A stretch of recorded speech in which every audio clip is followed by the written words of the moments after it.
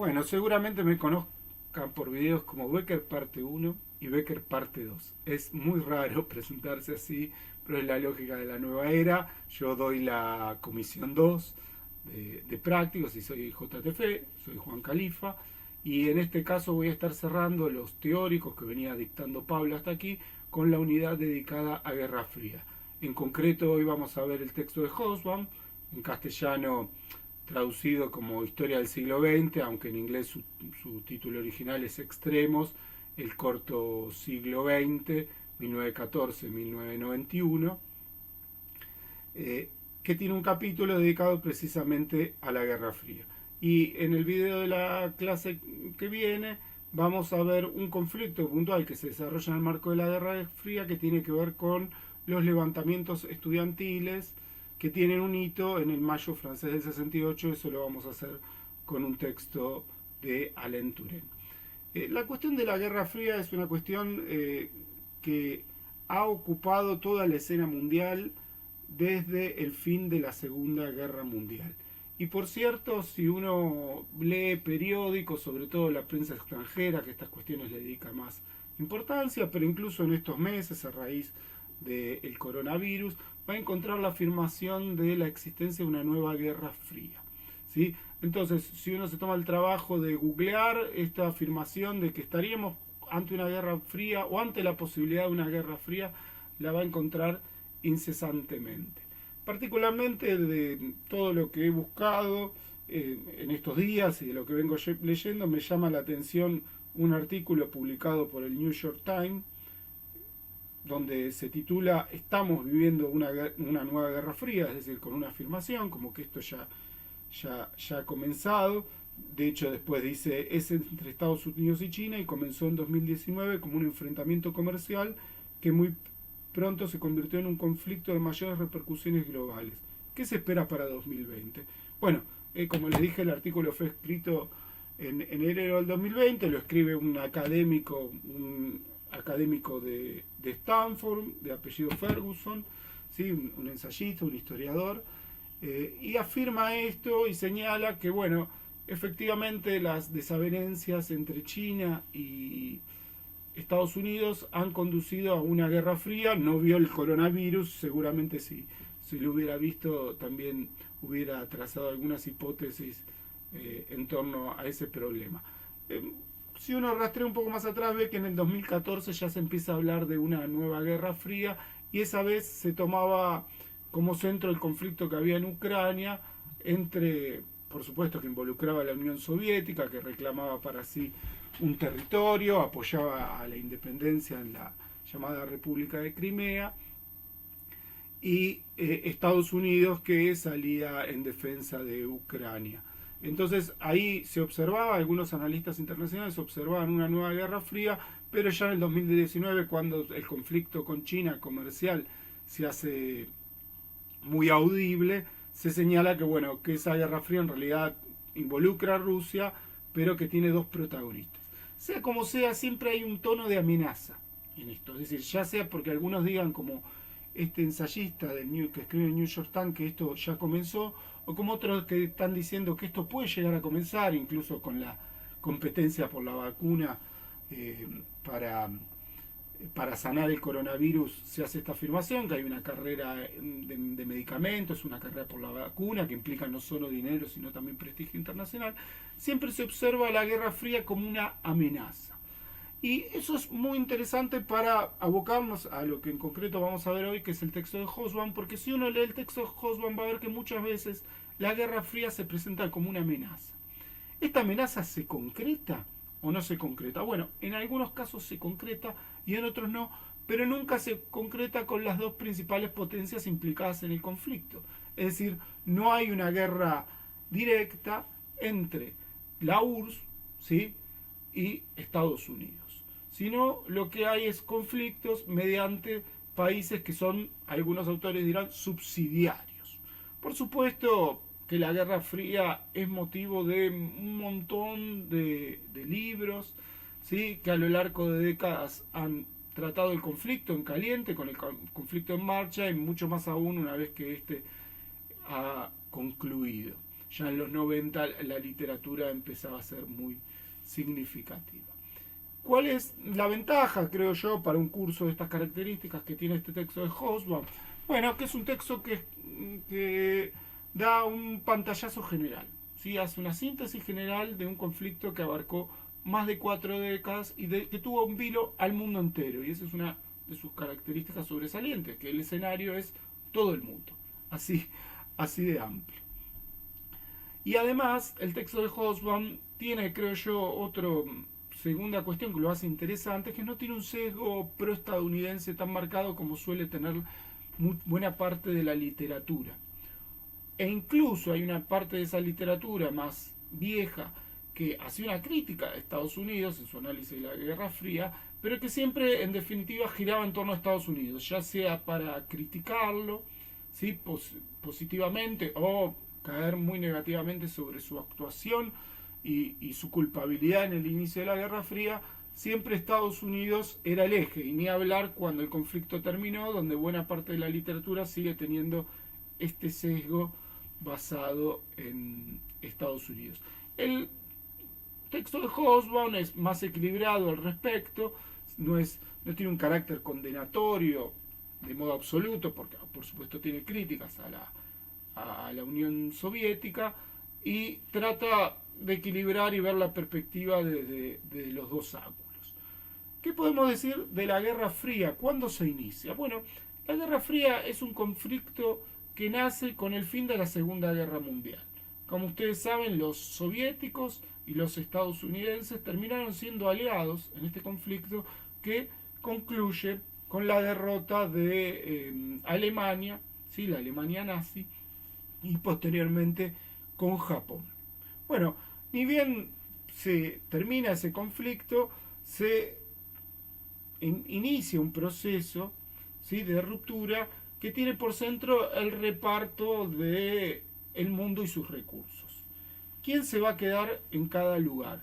Y que por supuesto eso está acompañado por procesos autónomos que se dan en cada uno de esos territorios, donde hay proyectos que viran para un lado, para el capitalismo, y otros para el socialismo. Pero ahí se da una confrontación muy fuerte, tal es así que en 1946 Churchill, el premier británico, dice en Estados Unidos que ha caído el telón de acero sobre Europa. ¿Con qué se refiere esto? Bueno, que efectivamente en Europa del Este, tiene que caer un telón que parta las aguas entre la Unión Soviética y las potencias capitalistas. Y efectivamente el proceso va a crecer y va a tener como escenario en esos primeros años fuertemente a Europa y al este europeo. Es decir, lo que está de Alemania hacia Rusia va a ser en buena parte el centro de ese conflicto, que va a tener en la cuestión alemana y en la cuestión de Berlín uno de sus epicentros, si no el epicentro más marcado. Entonces, en torno a eso se da una confrontación entre las potencias que lleva a que aumenten las tensiones entre Estados Unidos y la Unión Soviética, y en ese marco empieza a surgir el término de Guerra Fría y a ser aceptado para entender esta confrontación. Ese conflicto, como les digo, tiene por eje la partición de Europa. ¿Qué se va a hacer con Alemania? Los soviéticos han llegado a Alemania primero, pero también han llegado después estadounidenses, británicos, incluso se sumarían los franceses, y Berlín ha quedado incluso dividida entre dos, porque si bien es una zona de ocupación soviética, la ciudad de Berlín ha quedado partida en dos, porque una parte está con los soviéticos, muchos dicen la parte que tiene los monumentos más resonantes de la cultura germana, y la otra parte por parte de las otras fuerzas implicadas.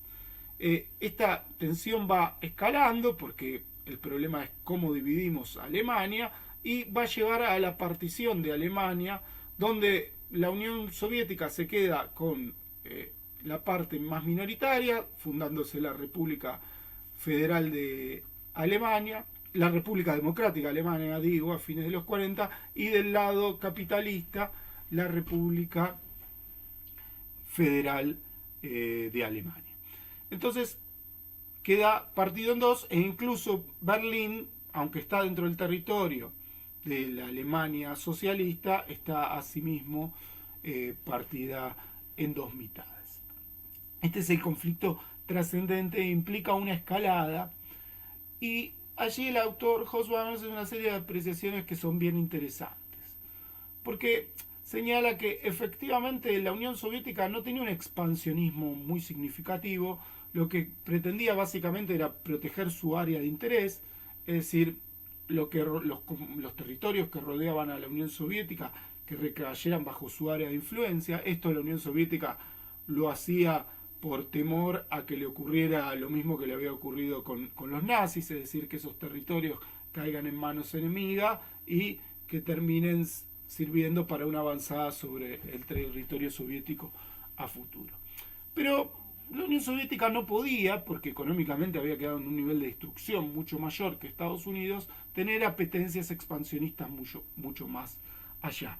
Aunque, señala el autor, no le quedaba otra que apelar a una intransigencia que muchas veces era más discursiva que otras cosas, para poder obtener algún beneficio de la situación, porque el daño en su economía era mucho mayor de Estados Unidos y esa debilidad, por supuesto, podía jugarle en contra. Estados Unidos, donde esto se entrevía, había analistas que sabían de estas circunstancias, no obstante, adopta un tono apocalíptico, más aún que el que adopta la Unión Soviética, ¿sí? Porque la cuestión de la URSS le sirve para hacer política internamente, y ahí hay un ángulo de análisis muy interesante, porque los conflictos internacionales no hay que verlos simplemente entre la disparidad de potencias, los enfrentamientos hacia afuera, sino también por lo que implican hacia adentro. Y en el caso de Estados Unidos es central este enemigo, porque le permite romper con su aislacionismo. Estados Unidos había tenido una política de relativo aislacionismo respecto a los conflictos, por lo menos en Europa, no así obviamente en América Latina, tampoco en el Asia Pacífico, en las últimas décadas, pero le permite hacia adentro romper con eso y patrocinar la democracia como aquello que va a caracterizar y defender a Estados Unidos afuera de sus propias fronteras. Entonces, bajo este caballito de batalla, Estados Unidos se larga a la confrontación, incluso termina financiando a través del Plan Marshall buena parte de la reconstrucción de Europa, porque Gran Bretaña, que era otrora la potencia importante, queda relegado a un segundo lugar y no puede financiar la reconstrucción de Europa, sobre lo que Estados Unidos tiene un particular interés por el hecho de que si uno no logra reconstruir y garantizar cierto bienestar, aunque sea mínimo, esos territorios pueden ser ganados por los comunistas, incluso aunque la Unión Soviética no les preste toda la ayuda que querrían.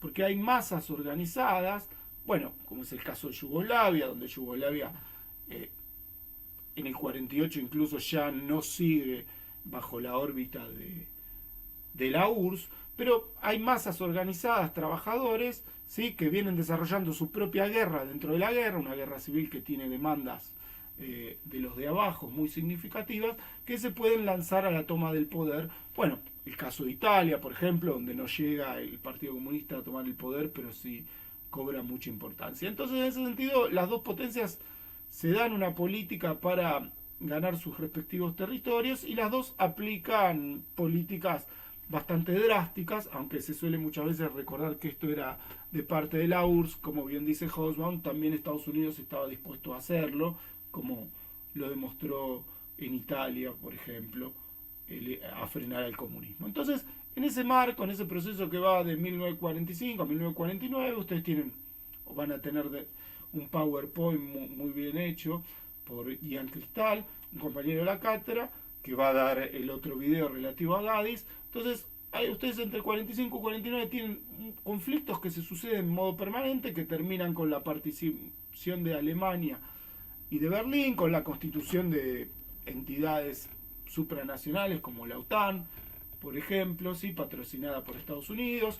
como el Pacto de Varsovia, patrocinado por la Unión Soviética, marcan una nueva era de confrontación y de tensiones, que a lo largo de los años 50, de los primeros 50, el primer lustro, van escalando con dos conflictos. La guerra de Corea en el 50-53, donde Corea también se parte, la parte norte comunista, como lo sigue siendo actualmente, y la parte sur capitalista, una patrocinada por la Unión Soviética, la otra por los Estados Unidos.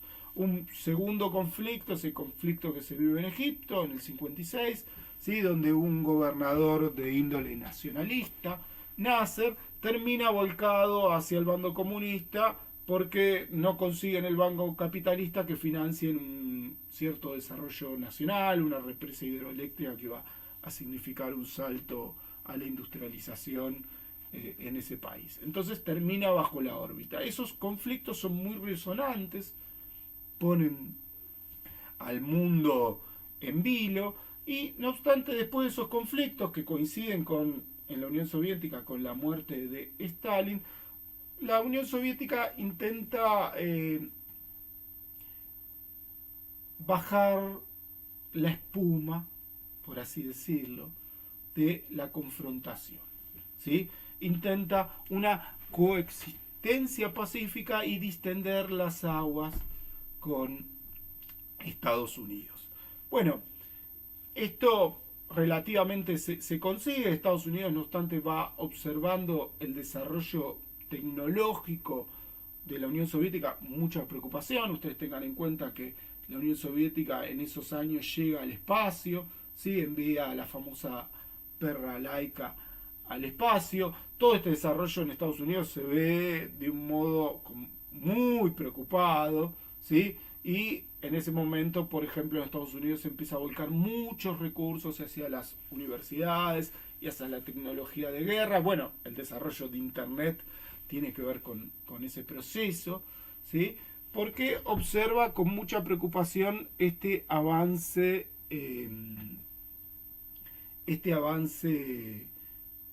soviético a fines de los 50. Lo cierto es que, más allá de esto y algunas conquistas de la Unión Soviética, ya en los años 60 se empieza a observar que la Unión Soviética no está a la punta del cambio tecnológico, ¿sí? No tiene una economía que está pasando por encima de la estadounidense, sino todo lo contrario. Estados Unidos consigue con el paso de los tiempos hacer más pie en el terreno económico, aunque tiene algunos conflictos. Por ejemplo, había establecido la paridad del oro con el dólar, haciéndose de las mayores reservas de oro por el mundo, por diferentes conflictos. No viene el caso verlo con detalle. En este caso, el oro empieza a irse de los bancos estadounidenses y esa paridad termina roto en los años 70 e implica una crisis, ¿sí?, del dólar, pero no obstante esa situación, Estados Unidos puede, en su productividad mucho mayor que la Unión Soviética, asentarle una ventaja a la Unión Soviética. Entonces, tenemos un Estados Unidos que tiene una actitud sumamente agresiva, ¿sí?, muy preocupada por lo que pase en la Unión Soviética, una Unión Soviética que trata de conservar, desarrollarse, amoldarse, más aún con la muerte de Stalin, tratar de establecer una nueva relación sin perder injerencia en los territorios que había ganado, y preocupado por el avance de Estados Unidos, en concreto en el día a día, en el presente, y no tanto por su futuro, que por supuesto desde la órbita soviética iba a llegar, iba a ser socialista, pero que por el momento el capitalismo tenía un dinamismo que no se podía dejar de considerar. Tenemos entonces un mundo polarizado que se va polarizando en dos grandes bloques.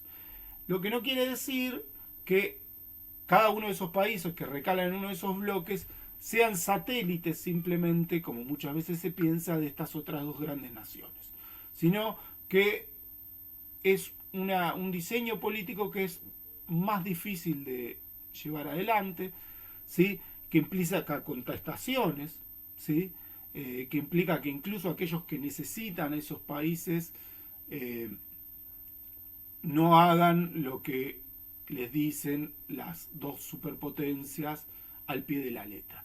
Sobre esto Hobsbawm hace un mínimo señalamiento, como es un texto de síntesis, no se mete más de lleno, pero en relación a esto es muy interesante el texto de Gaddis por el lugar que le da a las potencias menores e incluso a las periferias, y por el hecho de salirse de esta presentación del conflicto como un mero conflicto entre dos grandes superpotencias que pelean entre sí y, y que todo el mundo la seguiría como países meramente subsidiarios. No es lo que piensa Hobsbawm, y Gaddis lo desarrolla con un énfasis mayor, ¿sí? Y lo pueden ver en ese texto. Pero bueno, volviendo al texto de Hobsbawm, que es lo que nos interesa, a lo largo de la década del 60, no obstante, Estados Unidos empieza a tener problemas a su dominación. Vietnam, como sabemos, es un gran problema, una guerra en la que se ingresa en el 65 creyendo que iba a ser una guerra corta donde iba a mostrar su supremacía rápidamente, pero se convierte en un problema.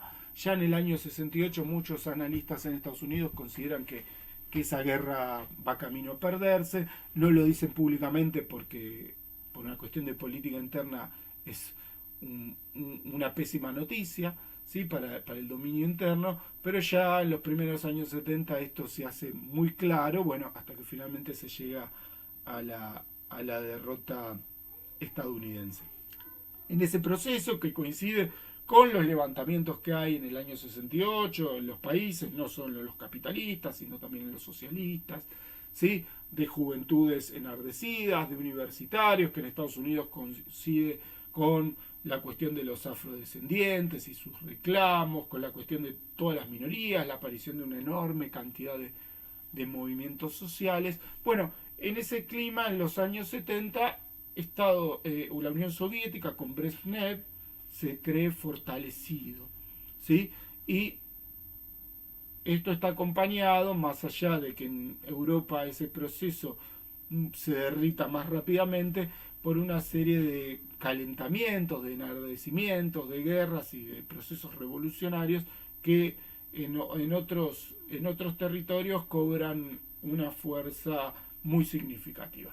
Y esto de algún modo fortalece a la Unión Soviética eh, en el hecho de pensar que, bueno, ahora por fin la tortilla se está dando vuelta para nuestro lado, llegó nuestro momento, y hace que la Unión Soviética, respaldando buena parte de esos movimientos, tenga que poner un nivel de dinero, de recursos muy significativo de su PBI. Cosa que Estados Unidos también hace apostando a los procesos contrarrevolucionarios. Pero que no obstante, esa sangría, en el caso de la Unión Soviética, es una sangría muy significativa, ¿sí?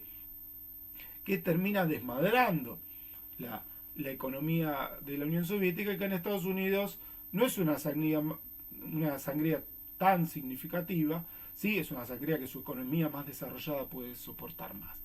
La economía de la Unión Soviética es una economía muy basada en el acero, ¿sí? En cambio, la economía de Estados Unidos es una economía que se empezaba a basar, como dice Hobsbawm, en la silicona y el software, en lo que iba a ser el futuro del capitalismo. Una era una economía desarrollada avanzada y la otra una economía que iba quedando muy vetusta.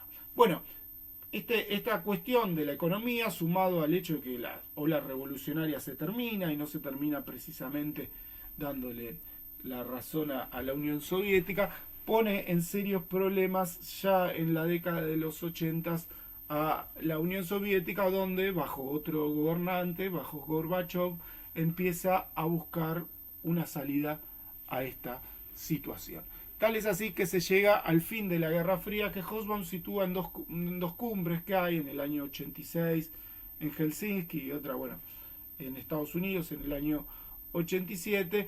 Esto es polémico, otros autores sitúan eso con la caída del muro de Berlín y la propia caída de la Unión Soviética. Para Hobsbawm son dos procesos que están relacionados, la caída de la Guerra Fría, el fin de la Guerra Fría y la caída de la Unión Soviética, pero que esa asociación no implica que sean un mismo proceso precisamente, sino que son dos procesos que se concatenan por la propia asociación que señalaba. Entonces, para Hobsbawm es en ese momento que se cae la Guerra Fría, y su explicación del porqué de esto tiene que ver con ese desarrollo que podía soportar Estados Unidos y que a la larga la Unión Soviética no pudo soportar y nunca pudo soportar su base atrasada, sumado a errores de la dirigencia soviética que en los años 70, bajo el entusiasmo de esta ola revolucionaria, ¿sí?, dejan de lado desarrollar su economía, ¿sí?, y siguen apostando a una economía de una estructura anticuada, y además por el hecho de que su dirigencia tira la toalla tan, por así decirlo, tan rápidamente en los años 80, que implica algo que no esperaba nadie. Ningún analista en el mundo, ustedes pueden hablar con muchas personas que hayan vivido esos años 80, nadie esperaba una caída tan estrepitosa y tan rápida de la Unión Soviética entre fines de los 80 y principios de los 90. Pero eso efectivamente se dio, y la causa de eso es, en general, esa estructura económica atrasada, pero también ese cálculo de la dirigencia que se decidió a no pelear. Porque, como dice Hobsbawm, si hubieran seguido manteniendo una intransigencia, ese conflicto no se hubiera concluido del modo que concluyó tan estrepitosamente. Bueno, esto no pasó, y esa distensión, ¿sí?, que se empezó a dar en los 80, sumado a esa economía atrasada, llevó al fin de la Guerra Fría. Es interesante un dato final: ¿qué pasa con el fin de la Guerra Fría? Bueno, con el fin de la Guerra Fría, dice el autor, tiene tres consecuencias globales para el mundo. Uno es que la Guerra Fría eclipsaba muchos conflictos locales, y que sin la Guerra Fría esos conflictos van a salir a la luz, y por supuesto esto va a hacer que la violencia, lejos de acabar, continúa y en muchos casos tome formas nuevas y más brutales. El otro es que hay una congelación de la situación internacional. Había una cierta congelación de la situación internacional relacionado con el punto anterior, que por supuesto con el fin de la Guerra Fría se descongela, y la nueva relación entre las potencias que se va a establecer, bueno, va a conllevar a tensiones. Y el tercero es que la Guerra Fría había llenado el mundo de armas, porque en el marco de esta confrontación global y la expansión a muchos movimientos de liberación nacional de parte de la Unión Soviética, el mundo se había llenado de armas. Entonces, todo esto pone en entredicho, piensen que Hobsbawm escribe este texto en 1993, cuando la Guerra Fría apenas había terminado, pero con mucha suspicacia, Hobsbawm señala, bueno, esta idea de que va a haber un mando unipolar del mundo de parte de Estados Unidos y que no va a tener problemas, bueno, podemos ponerlo en tela de juicio, porque efectivamente toda esta situación anuncia problemas, y vaya si sabemos que existieron. No es muy auspicioso el fin del conflicto cuando Hobsbawm dice precisamente dejó al mundo en ruinas y en mucha confusión. Entonces ahí ya nos deja entrever, por supuesto, los grandes conflictos, y podemos entender por qué muchos analistas al día de hoy, ¿sí?, ven en la relación China-Estados Unidos una especie de nueva Guerra Fría.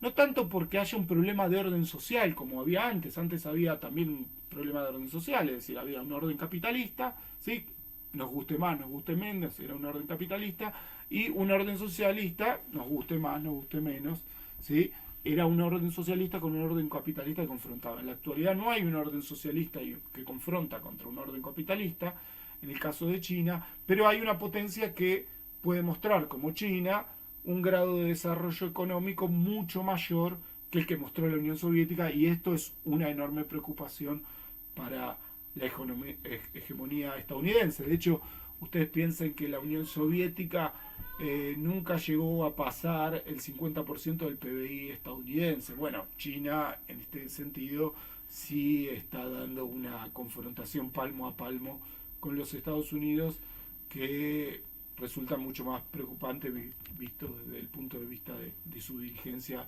y de sus analistas.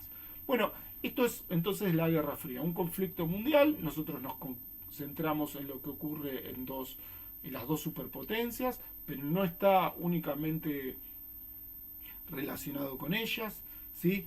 No está únicamente acotado a Estados Unidos y la Unión Soviética, sino que tiene a todo el mundo y tiene un escenario global, mundial, que abarca y que implica problemas.